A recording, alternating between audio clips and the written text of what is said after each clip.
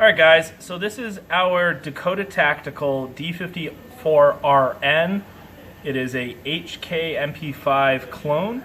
The interesting thing about the Dakota Tactical guns is Joe uses a lot of Brugger and Thomet parts, so it has the B&T Stock and a B&T HK 3-lug barrel.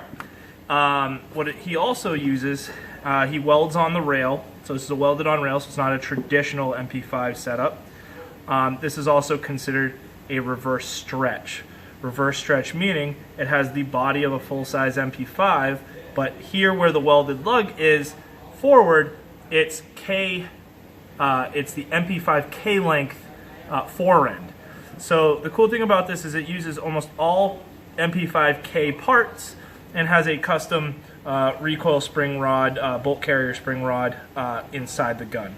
So that's the only thing I think, other than that's the only thing internally that's like unique, other than for parts. Everything else is standard MP5 K style parts, K type grip.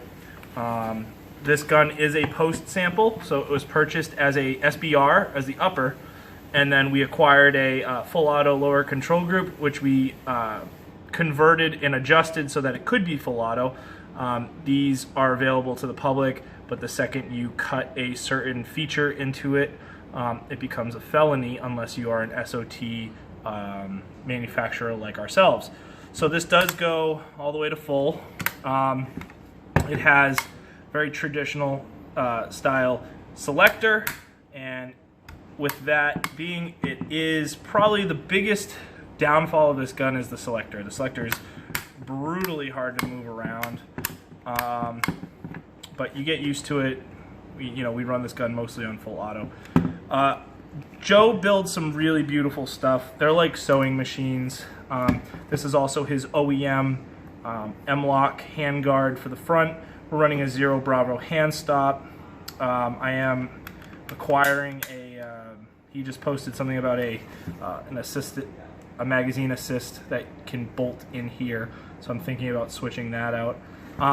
It comes with an 80 degree bolt, rotated bolt, and we have switched in a 100 degree rotated bolt because we're running either 124 grain or 147 grain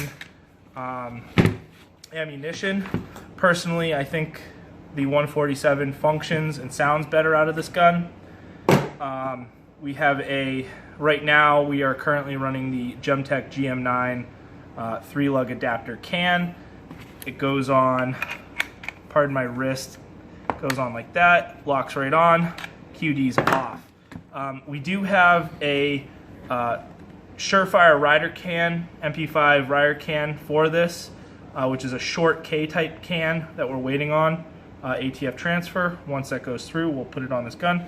I'm running a Kinetic Development quick release optic mount. This is in the Aimpoint T1H1 configuration, and a Holosun 503CU. So this is the optic that can switch between the crosshair and dot, or just a dot. We like to run it just a dot. This optic has close to 10,000 rounds on it, on this gun, as a machine gun. These optics do hold up really, really, really well. We've had no issues, no loss of zero. These quick mounts from Kinetic Development is pretty awesome. They come right off really easily, but you gotta push in a little detent in the front. They clip back on and they never lose zero, so this is a really cool mount by them.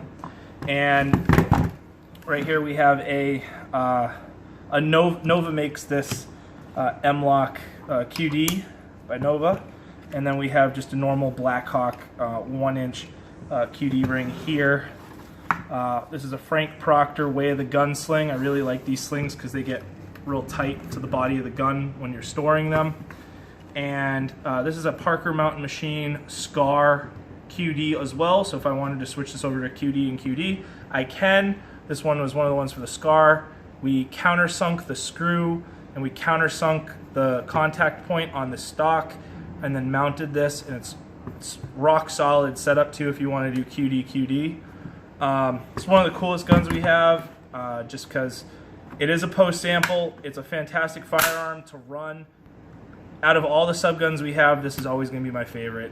It's smooth as butter, super accurate, and is built like a tank, and it has very little issues with different types of ammo and cycling. I think I clean this once every 3,000 or 4,000 rounds.